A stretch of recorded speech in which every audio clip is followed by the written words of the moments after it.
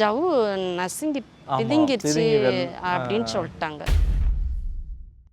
சம்பளக்காலே போட முடியாம தான் நான் இருந்தேன். ரொம்ப சிவியராக தான் இங்கே வரும்போது வந்தேன். உடம்பு கூட வெயிட்டை மேக்ஸிமம் தாங்கிறது அந்த L4 L5 அந்த இடுப்பு ஒட்டின மாதிரி உள்ள லூம்பர், அது ரெண்டுக்கு இடையில உள்ள டிஸ்க். ஜவ்வு நசுங்கி பிதுங்கிருச்சு அப்படின்னு சொல்லிட்டாங்க. இந்த பிதுங்கி வந்துட்டு பார்த்தீங்களா, அப்படி பிதுங்கி வெளியில் வந்துடும். இப்போ இது வந்துட்டு பிதுங்கி வெளியில் வந்தோடனே நேராக குத்துறது அந்த சையாட்டிகா நர்வு தான். அப்போது எந்த பக்கம் சையாட்டிகா நர்வில் போய் அழுத்திக்கிட்டு இருக்கோம், அந்த பக்கத்து நம்ம நெசு வலி இதெல்லாம் வந்துடும். வெளி டாக்டர் கிட்ட எல்லாம் போகணும். அவங்க வந்து ஸ்பைனல் கார்டில் ஒரு சின்ன ஆப்ரேஷன் பண்ணணும். ஆப்ரேஷன் பண்ணால் தான் இது க்யூர் ஆகும் அப்படின்னு சொல்லி சொன்னாங்க. இந்த டிஸ்கெக்டமி பண்ண பிறகு உள்ளே இருக்கு பாருங்க, அது மேலும் எல்லாம் வெளில வந்துடும். அப்போ இடுப்புக்கு கீழே உணர்வு தானாகவே உணர்வு. நம்ம வந்துட்டு என்ன பண்ணுறோம், வித்தவுட் சர்ஜரியில் கம்ப்ளீட்டாக குணமாக்குறோம். இப்போ நான் உட்காந்து சாப்பிட்ற அளவுக்கு ஆயிட்டேன். அரவர் நானும் உட்காந்துக்கிறேன். இப்போ பெயினே இல்லை, அந்த வெயிட் இல்லை, மருத்துவம் இல்லை, அந்த பெயின் திருப்பி வரல. எனக்கு ரொம்ப சந்தோஷமா இருக்கு. ஃபுல்லாக குணமாயிருச்சு. ஒன்றும் இல்லை, எந்த ப்ராப்ளமும் இல்லை, நல்லா இருக்கேன். குனிஞ்சு நிமிந்து ஃபாஸ்ட்டாக நடக்கிறேன். 1 ஹவருக்கு இப்போ நடந்து கூட நான் பார்த்துட்டேன். அந்த அளவுக்கு எனக்கு பெயின் இல்லை. டெஸ்ட்டும் பண்ணிட்டீங்க? பார்த்துட்டேன். வணக்கம், நான் கமல். நம்ம தொடர்ந்து வர்மா ஆசான் சாமிநாதன் சாரோட பேசிட்டு வரோம்.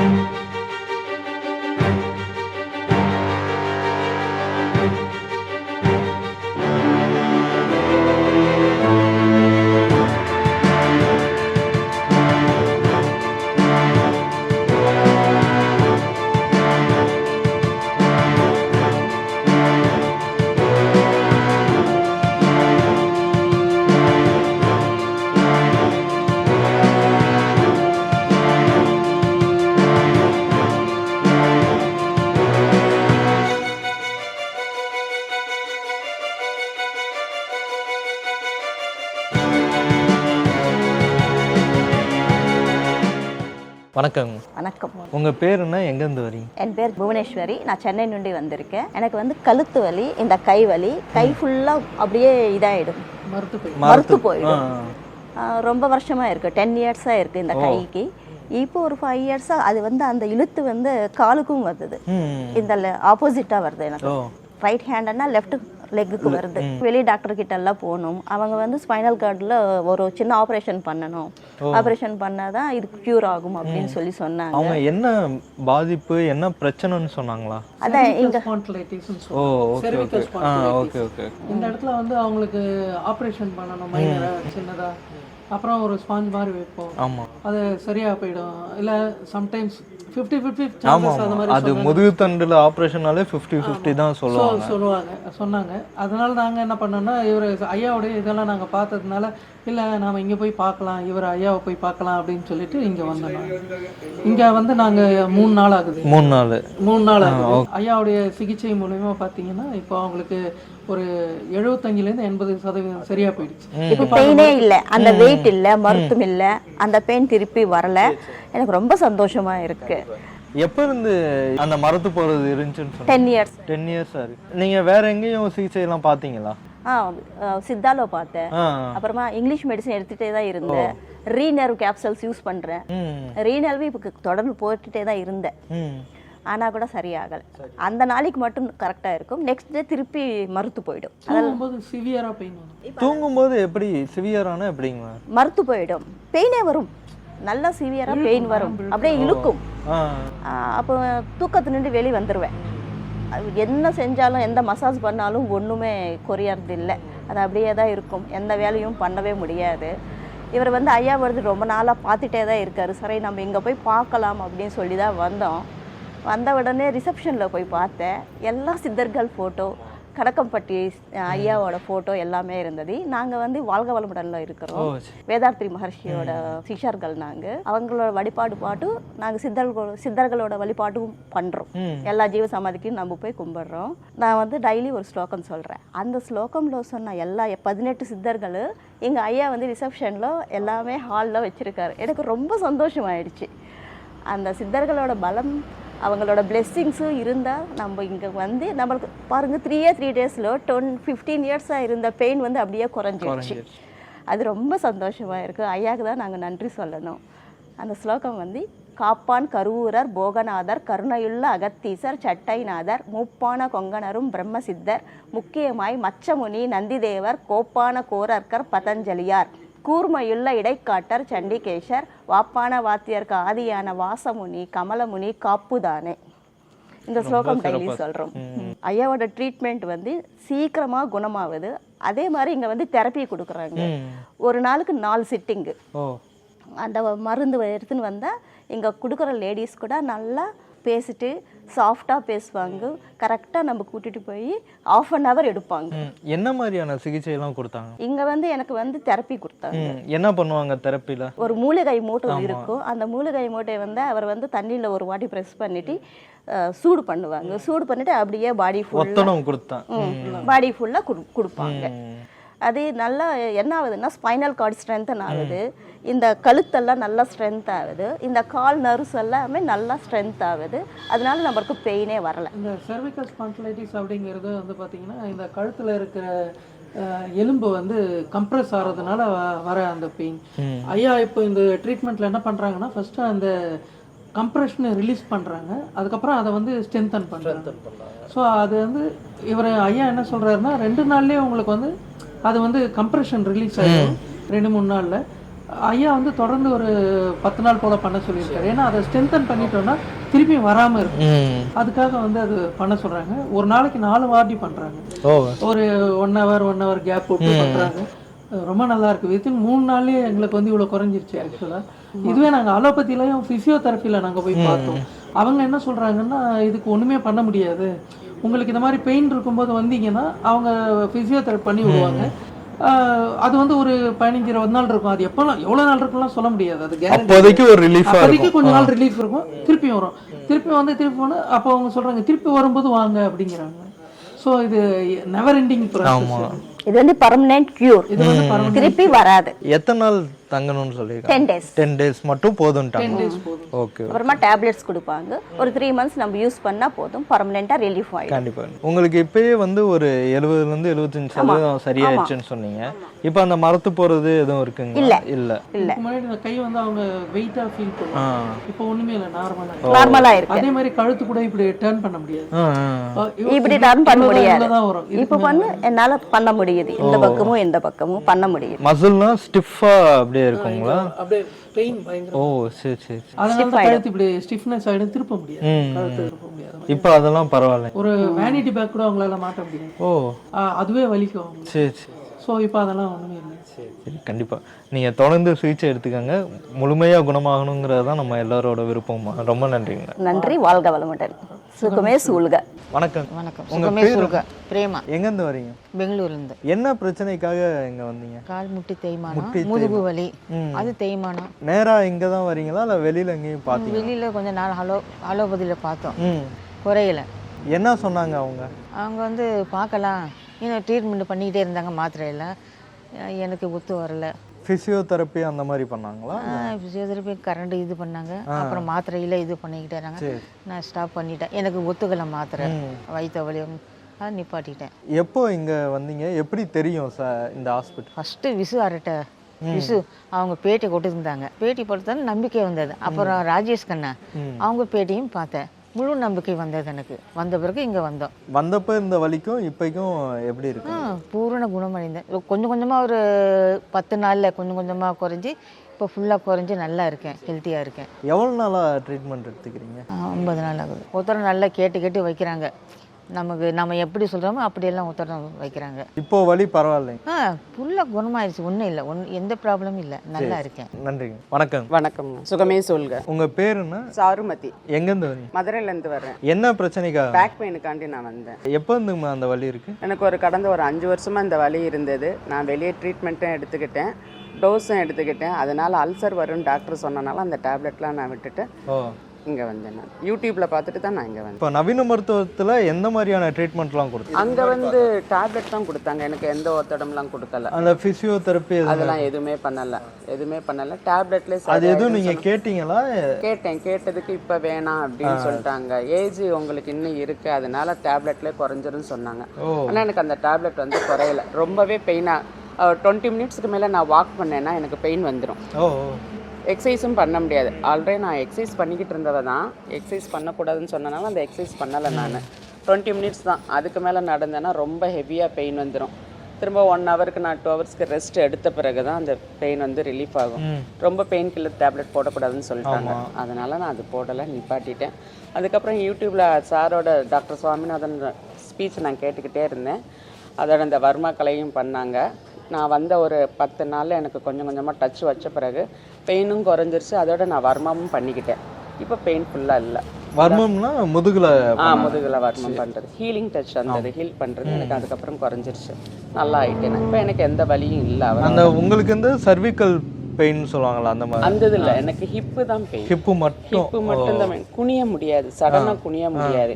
இப்போ குனிஞ்ச எல்லா வேலையும் பார்க்குறேன். அதே மாதிரி அந்த சேரில் உட்காரும்போது ஃபாஸ்ட்டாக உட்கார முடியாது.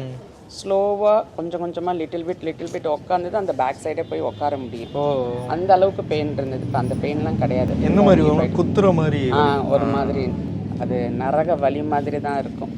அந்த வலியெல்லாம் இப்போ இல்லை. நான் டச் கொடுத்த பிறகு ரொம்ப நல்லா இருக்கேன். நான் எவ்வளோ நாளாக இங்கே ட்ரீட்மெண்ட் எடுத்துக்கிறீங்க? நான் ஒரு 15 டேஸ் தான் சார் எனக்கு எடுக்க சொன்னார். எனக்கு 7 டேஸில் க்யூர் ஆயிடுச்சு. வந்து அந்த அவர் சொன்னது ஃபஸ்ட்டு 10 நாள் வரைக்கும் வச்சுக்கிட்டு பாருங்கள், அதுக்கப்புறம் எப்படி இருக்குன்னு ஸ்ட்ரென்த்து, பாடியோட ஸ்ட்ரென்த்து, பெயின் எப்படி இருக்குன்னு பார்த்து திரும்ப பண்ணலாம்னு சொன்னார். எனக்கு அந்த பெயின் இப்போ இல்லை, ஃபுல்லாகவே குறையும். வர்மாவோட பண்ணேன். வர்மா 10 நாள் கழிச்சு பண்ண ஆரம்பிச்சாரு. இப்போ எனக்கு அந்த பெயின் கிடையாது, கம்ப்ளீட்டாக பெயின் கிடையாது. எவ்வளோ சதவீதம் வந்து உங்களுக்கு வலி சரியா இருக்குன்னு நினைக்கிறீங்க? ஃபுல்லாகவே கியூரிச்சு. பெயின் இப்போ நல்லா சொன்னேன், குனிஞ்சு நிமிந்து ஃபாஸ்ட்டாக நடக்கிறேன். 1 ஹவருக்கு இப்போ நடந்து கூட நான் பார்த்துட்டேன். அந்த அளவுக்கு எனக்கு பெயின் இல்லை. டெஸ்ட்டும் பண்ணிட்டீங்க? பார்த்துட்டேன். மார்னிங் காலையில் வாக்கிங் போவேன். அங்கேருந்து அந்த எண்ட் வரைக்கும் போயிட்டு வருவேன், நடந்துட்டு வருவேன். இப்போ பெயின் கிடையாது எனக்கு. அதுக்கு முன்னாடி அவ்வளோ தூரம்லாம் நடக்க முடியாது. ஒரு 10 மினிட்ஸ் நடந்தாலே பெயின் வந்துடும். ஒரு 10 மினிட்ஸ் திரும்ப ரெஸ்ட் எடுத்துகிட்டு தான் நடக்க முடியும். இப்போ அந்த அளவுக்குலாம் இல்லை. இப்போ அடுத்து எதுவும் ஃபாலோ பண்ணணுன்னு எதுவும் சொல்லியிருக்காங்களா? எதுவுமே கிடையாது. இது வந்துட்டு இந்த இதில் ஒத்தடம் கொடுத்தாலே அதுக்கு ஒன்று நம்ம அடுத்து பண்ண தேவையில்லை. லைஃப் லாங் இந்த பெயின் வராதுன்னு சொல்லிட்டாங்க. அந்த அளவுக்கு நான் டச் திரும்ப நார்மல் ரொட்டீன் லைஃப் போயிடலாம் அப்படின்னு போயிடலாம். ரொம்ப நன்றி. தேங்க்யூ. வணக்கங்க. சுகமே சொல்லுங்க சார். உங்கள் பேர்? பத்மா. எங்கேருந்து வரீங்க? சென்னை ஊரப்பாக்கம். என்ன பிரச்சனைக்காக? L4 L5 தண்டவட பிரச்சனைக்காக. சயாட்டிக்கா அதோட சேர்ந்து கழுத்து தேய்மானம். எத்தனை வருஷமா இருக்கு? 7 வருஷமா. 7 வருஷமா. இதுக்கு முன்னாடி எங்க பார்த்தீங்க? இங்கிலீஷ் மெடிசன் தான் சார் எடுத்துக்கிட்டு இருந்தேன். அதில் கொஞ்சம் ரிலீஃப் கிடைக்கல. அப்புறம் ஃபிசியோதெரப்பி அப்படின்னு. ஃபிசியோதெரப்பியும் பார்த்தீங்களா? பார்த்தேன். அதில் கொஞ்சம் ரிலீஃப் கிடைச்சது. அதுக்கு பிறகு அது எக்ஸசைஸ் அப்படி இப்படின்னு போட்டேன். இது மொத்தமாக தீர்வு கிடைக்குன்னா சாருடைய வீடியோ பார்த்தேன். ஒரு 2 வருஷத்துக்கு முன்னாடியே பார்த்தேன். சரி அதுங்க வந்து எடுத்துக்கலாம் அப்படின்றனால இங்கே வந்தேன். சார் வீடியோவில் எப்படி பேசுனாங்களோ அதேமாரி தான் இங்கே நேரில் வரும்போதும் அதே நல்ல நம்பிக்கையோடு பேசுனாங்க. அதனால் சரி எடுத்துக்கலாம் அப்படின்னு சொல்லிட்டு தான் வந்திருக்கேன். சார் எடுங்க, டச் எடுங்க, அப்புறம் பார்க்கலாம் அப்படின்னு சொன்னாங்க. எடுத்தேன். சம்பளக்காலே போட முடியாமல் தான் நான் இருந்தேன். ஆமாம், ரொம்ப சிவியராக தான் இங்கே வரும்போது வந்தேன். இன்றைக்கி உட்காந்து சாப்பிட்ற அளவுக்கு ஆயிட்டேன். சேரில் தலைவாணி போட்டு தான் உட்காருவேனே. இப்போ நான் அரவர் நானும் உட்காந்துக்கிறேன். இப்போ முதல்லாம் வந்து இருக்கும்போது டைட் ஆகும். கழுத்து டைட்டு, இடுப்பு டைட்டு, எல்லாமே டைட்டு, தொட கூட டைட் ஆகும். அப்புறம் டச் எடுக்க என்னாச்சுன்னா சார் வருமாவும் கொஞ்சம் ட்ரீட்மெண்ட் கொடுத்தாங்க. கொஞ்சம் ஓகேவாயிடுச்சு. அப்புறம் வீட்டில் போய் படுத்தா வலிச்ச மாதிரியே இருக்கும், டைட்டாக இருக்கிறது. அதுக்கப்புறம் நார்மலாக ஆகவே இப்போது ஓகே. இப்போ 90% ஓகே. இன்னும் கொஞ்சம் வலி இருக்குது. இங்கே சயாட்டிக்கில் வர்ற வழியெலாம் நார்மல் தான், நார்மல் ஆயிடுச்சு. நல்லாவே இங்கே வந்து ரிலீஃப் கிடச்சிருக்கு, நல்லாவே கிடச்சிருக்கு. சயாட்டிக்கா பெயின்னா இடுப்புல தண்டவடத்துல இருந்து வர்ற நரம்பு ஃபுல்லாக. ஆமாம். இந்த பக்கம் தான் படுத்தா தூக்கம் நல்லா வரும், இந்த பக்கம் படுத்தா தூக்கம் வராது. அதே ஸ்ட்ரெயிட்டாக படுத்தா சுத்தமாக தூக்கமாக வராது. அப்போ இந்த பக்கம் விழா எலும்பெல்லாம் வலிக்கும். இப்போ வர்மா பண்ணி டச்சு நல்லா கொடுத்து இப்போ இந்த சைடே நல்லா படுக்கிறேன். வலியே கிடையாது, திரும்பவே முடியாது. அப்படி இருந்தேன். இப்போ அந்த இதுவும் ஓகே தான். நல்ல டச்சுனாலையும் நல்ல ரிலீஃப் நல்லாவே கிடச்சி. நீங்கள் இங்கே வந்தப்போ சார் என்ன சொன்னாங்க? சார் 3 மாதம் எடுங்க 100% இதை குணமாப்படுத்திடலாம் அப்படின்னு சொன்னாங்க. நான் வந்து உண்மையிலே 60 நாள்கிட்ட ஆயிடுச்சு, நல்லாவே இதாயிடுச்சு. தேய்மானம் இருக்குன்னு ஜவ்வு நசுங்கி பிதுங்கிருச்சு அப்படின்னு சொல்லிட்டாங்க. அங்க இங்கிலீஷ் மெடிசன் பார்த்தப்ப அங்க எதுவும் ஆப்ரேஷன் அந்த மாதிரி சொன்னாங்க பண்ணிடலான்னு. அப்போ நான் ஆப்ரேஷன் பண்ற அளவுல இருந்துச்சு. ஆமா பண்ணிடலாம் அப்படின்னு சொன்னாங்க. அப்போ எனக்கு நிறைய விஷயம் தெரியாது. அதுக்கப்புறம் நிறைய பேர்கிட்ட விசாரிக்கும் போது அதை பண்ணக்கூடாது அப்படின்னு சொன்னோன்னே சரி அப்போ யூடியூப்பில் ஏதாச்சும் இதுக்கு என்னதான் தீர்வு கிடைக்குதான்னு பார்க்கும்போது தான் இந்த மாதிரி சாருடைய வீடியோ பார்க்கும்போது கிடச்சிது. சரி போனால் சார்கிட்ட ஒரு முறை வந்து பார்க்கணும் அப்படின்னு சொல்லிட்டு ஒரு மைண்டில் இருந்தேன். வேறு எதுலேயுமே ஆற்றம் இல்லை. இதை மரணம் வந்தேன். கடைசியில் இங்கேயே வந்து ட்ரீட்மெண்ட்டில். என்ன கிரேடில் இருந்துச்சு இதுதான் வலியா? அந்த கிரேட் 1 கிரேட் 2ன்னு சொல்லியிருப்பாங்கல்ல. எனக்கு L4லையும் 5லையும் இருக்குது அப்படின்னாங்க. முன்ன விட கொஞ்சம் இப்போ வெளியே வந்துருச்சு. ஏன்னா கடையை வச்சிருக்கனால உட்காந்து அழுத்தம் கடை வச்சிருந்தேன். சிமெண்ட் கடை வச்சிருந்ததுனால அழுத்தம் கொடுக்க அது அதிகமாக ஆரம்பிச்சிச்சு. நீங்கள் அதில் உட்காரக்கூடாதுன்னு சொன்ன பிறகு நான் அதை விட்டு விலக ஆரம்பிச்சிட்டேன். அதுக்கப்புறம் கொஞ்சம் எக்ஸசைஸ் அப்படி கொஞ்சம் பண்ண கொஞ்சம் நானும் ஹெல்த்தி ஃபுட்டு கொஞ்சம் எடுக்க நல்லாவே இருந்தது. இப்போ இடவுல சின்ன கொஞ்சம் வேலை அதிகமாக செஞ்சுட்டேன். அது வந்து இங்கே இருக்கிற நரம்பு இங்கே பிடிச்சி இழுத்துருச்சு. அதனால தான் உட்கார முடியாமல் ஆயிடுச்சு. இனிமேல் இதை வச்சிட்டு இருந்தா கஷ்டம் அப்படின்றனால தான் வந்தது. இப்போ உங்களுக்கு நல்லா இருக்கு? நல்லாவே இருக்கு, உண்மையிலே நல்லா இருக்கு. அதான் சொல்கிறேன்ல, இப்போ உட்காடுறேன் 1 hour கூட உட்காடுறேன். வீட்டிலலாம் 10 நிமிஷத்துக்கு மேலே எந்திரிச்சு பெட்டில் போய் படுத்துடலாம், எப்படி வலிச்ச மாதிரி இருக்கும், போய் படுத்துடலாம் அப்படின்ட்டு போய் படுத்துடுவேன். ஆனால் இப்போ இங்கே வந்து 1/2 மணி நேரங்கிறது 1 hour கூட இப்போ உட்காடுறேன். சேரில் உட்காடுறேன். சேரில் தலைவாணி போட்டால் தான் என்னால் உட்கார முடியும். அந்த மாதிரி இப்போ நடக்கிறது நல்லாவே நடப்பேன். அந்த படிக்கட்டுலலாம் உட்காரவே மாட்டேன். இந்த போட்டிருக்காங்கல்ல அதெல்லாம் அவன் ரொம்ப நாளாவே உட்காரல. அதுக்கப்புறம் இப்போலாம் நல்லா உட்கார்றேன், எந்திரிக்கிறேன், எல்லாமே செய்கிறேன். ஏன்னா பிடிச்சி இழுத்துரும் அப்படின்ற ஒரு பயம் எங்களுக்கு இங்கே தான் வரும். ஆனால் இங்கே வர ஆரம்பிச்சிட்டு அதனால சரின்ட்டு இப்போ பரவாயில்ல, நல்லாவே இருக்குது சார். உண்மையில நல்லா இருக்கு. நன்றி. நன்றி சார். வணக்கம், நான் கமல். நான் இங்கே வந்து பார்த்தேன், எல்லாருமே பெரும்பாலும் உடல் உழைப்பு, விவசாயம், ஏதோ ஒரு வேலை, உடல் உழைப்பு சார்ந்த ஒரு வேலை பண்ணிக்கிட்டே இருக்காங்க. ஆனால் நம்ம சென்னை மாதிரியான பெருநகரங்களில் பெரும்பாலும் எல்லாமே கம்ப்யூட்டரைஸ் ஆகிடுச்சு. இல்லைன்னா உட்கார்ந்து பண்ணுற வேலைகள் தான் நிறையா இருக்குது. நிறைய டாக்டர்ஸும் சரி, நிறைய ரிப்போர்ட்டும் சரி, உட்கார்ந்தே இருக்கிறதுனால நிறைய நோய்களுக்கு அது வழிவகுக்குது. நிறைய பிரச்சனைகளுக்கு வந்து ரொம்ப நேரம் உட்காந்துருக்கிறது தான் காரணம்.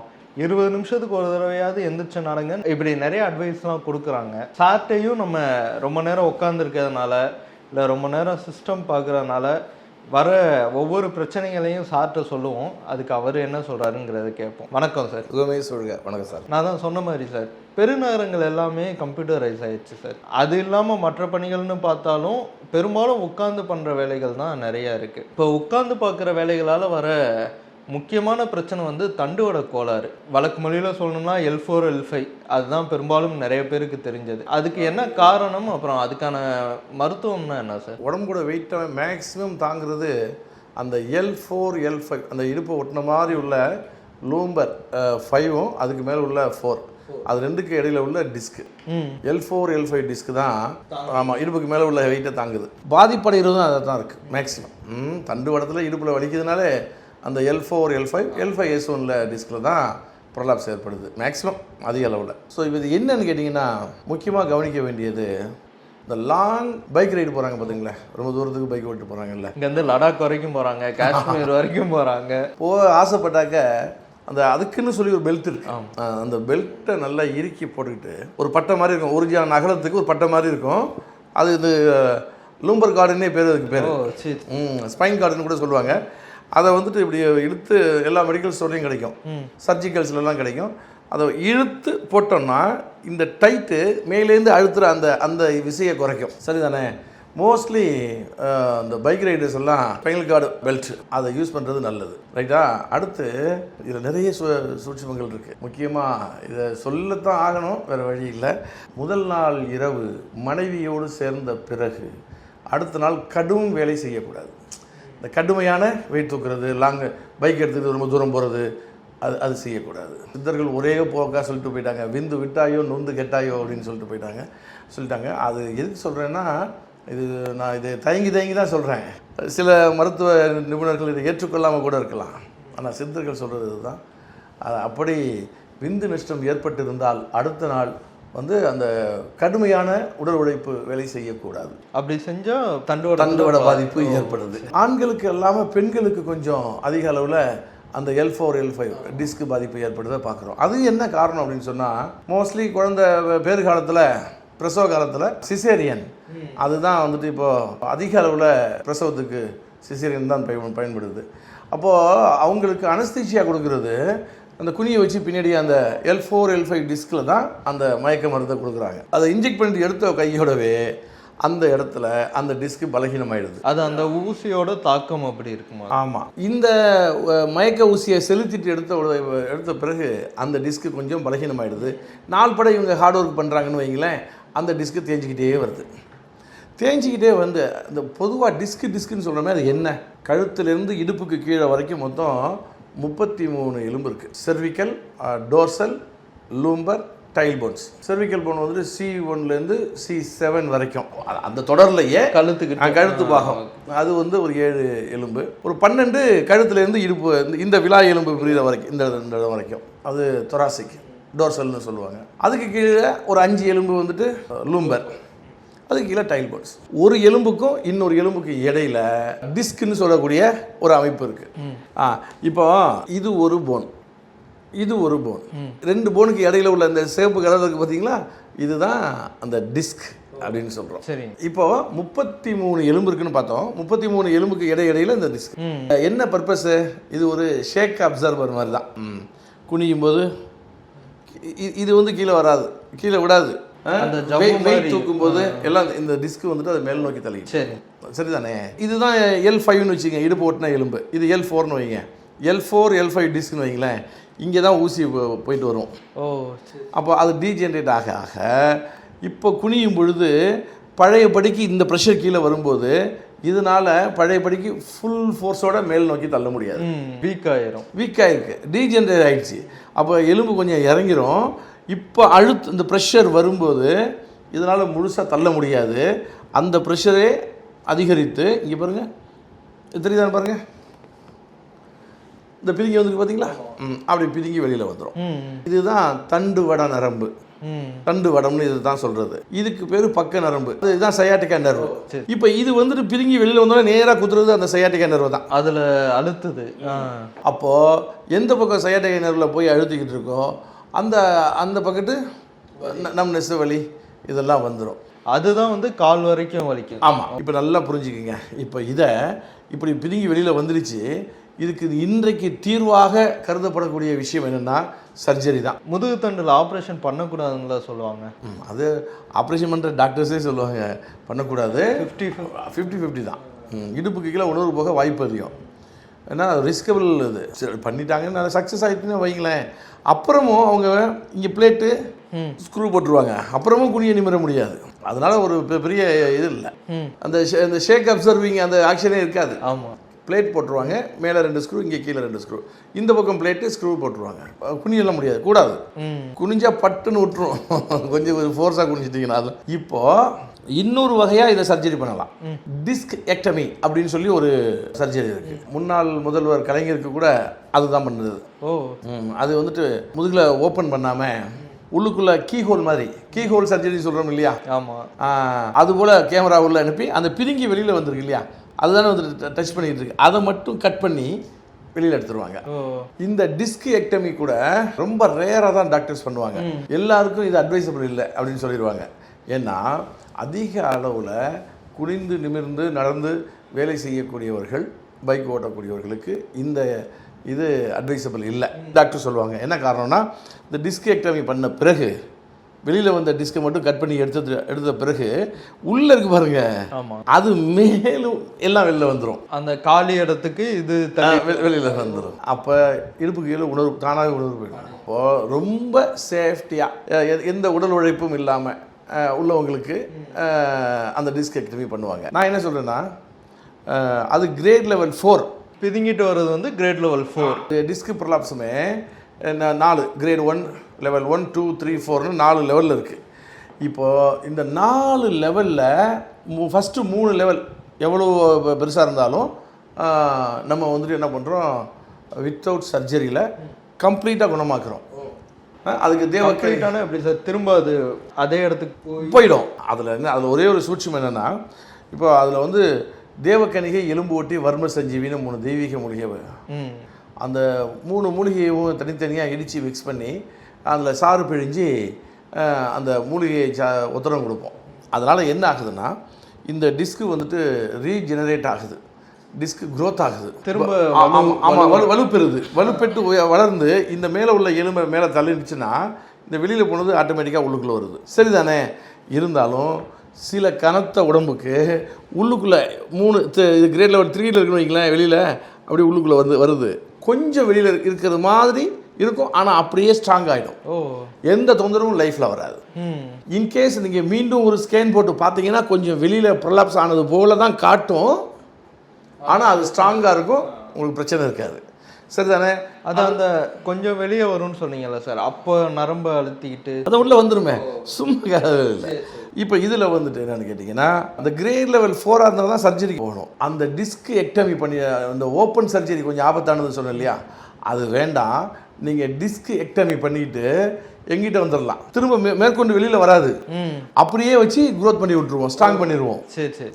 அப்போது கிரேட் லெவல் 4ஆக இருந்தால் கூட டிஸ்கெக்டமி பண்ணிட்டு வந்தாங்கன்னா அவங்களையும் முழுமையாக குணமாக்கிடலாம் வித்தவுட் சர்ஜரி, ஓப்பன் சர்ஜரி. அப்போது இந்த டிஸ்க் ப்ரொலாப்ஸுங்கிற ஒரு விஷயத்துக்காக பயப்பட வேண்டிய அவசியம் இல்லை.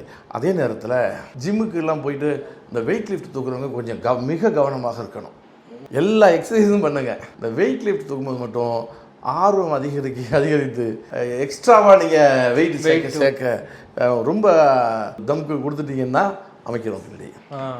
அதனால் நீங்கள் வெயிட் லிஃப்ட் தூக்குறத உங்கள் சௌகரியத்துக்கு பண்ணிக்கிடுங்க, ஆனாலும் மிகுந்த கவனத்தோடு எச்சரிக்கையோடு அந்த வெயிட் லிஃப்ட்டை பண்ணும்படி தாழ்மையோடு கேட்டுக்கிறேன்.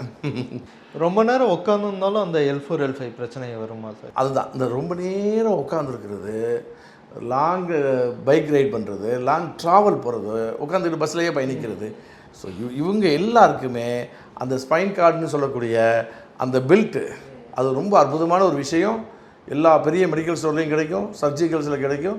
அதை ஒன்று வாங்கி வச்சுட்டு, இப்போ நீங்கள் கம்ப்யூட்டரில் உட்காந்துட்டு காலையிலேருந்து ஒரு 10 மணி நேரம் உட்காந்து ஒரே இடத்துல உட்காந்துருக்காங்கன்னு வைங்களேன், அவங்களுக்கெல்லாம் அது கண்டிப்பாக தேவை. சரி, அதை போட்டுக்கிட்டு இல்லைங்க எனக்கு இடுப்பு வலியே இல்லையே, நான் ஏன் போடணும் அப்படின்னு நினைக்க வேண்டியது இல்லை. இந்த ப்ரெஷர் கொடுத்தீங்கன்னா அந்த ப்ரெஷர் கம்மியாகும், பின்னாடி வரக்கூடிய ஆபத்துலேருந்து பாதுகாத்துக்கலாம். அந்த இது அழுத்தாமல் பார்த்துக்கணும், அவ்வளோதான். நீங்கள் இப்போது பைக்கில் போகும்போது ஹெல்மெட் போடுறீங்கன்னா தலையை பாதுகாக்க, நீங்கள் இதை பாதுகாக்க இந்த பெல்ட் போட்டுட்டு பைக் ஓட்டுங்க, அவ்வளோதான். அதில் இன்னும் ஒரே ஒரு விஷயம், இந்த பெல்ட்டு பின்பக்கம் அப்படி இரும்பு பட்டை மாதிரி அப்படி ஸ்ட்ராங்காக இருக்கும், 3 பட்டை கொடுத்துருப்பாங்க, ரைட் தானே? இப்போ சில பேர் எப்படி போடணும்னு தெரியாமல் நல்லா இறுக்கி கீழே பெட்டக்ஸ் கிட்ட வச்சு போட்டுருவாங்க. போட்டால் வலியே இல்லை, இது போட்ட பிறகு வலி வந்துடும். ஏன்னு கேட்டிங்கன்னா, இப்போ அந்த தலையில் மூளை இருக்குது, ஸ்பைனல் கார்டு நேராக வருது, இடுப்புக்கிட்ட வந்தோன்னா ஒரு பெண்டாகும் பார்த்தீங்களா, இப்படி ஆகும், அந்த வால் எலும்பு இப்படி ஆகும், அப்படி இருக்கும். அந்த அமைப்போடு சேர்த்து நீங்கள் நேராக்குற மாதிரி இழுத்து கட்டிட்டீங்கன்னாக்க வலி அதிகரிச்சிடும். அதுக்காக அந்த ஸ்பைனல் கார்டு அந்த பெல்ட்டை மேலே தூக்கி நல்லா இறுக்கி போட்டுக்குங்க. அதாவது செஸ்ட்டுக்கு கீழே மேல் வயிற்றில் நல்லா இறுக்கி போட்டுட்டு, அல்லது வயிற்றில் நல்லா இறுக்கி போட்டுக்குங்க. கீழே அந்த இடுப்பு பெண்டுக்கிட்ட பெல்ட் போடணும். அதான் முக்கியமான ஆமாம்.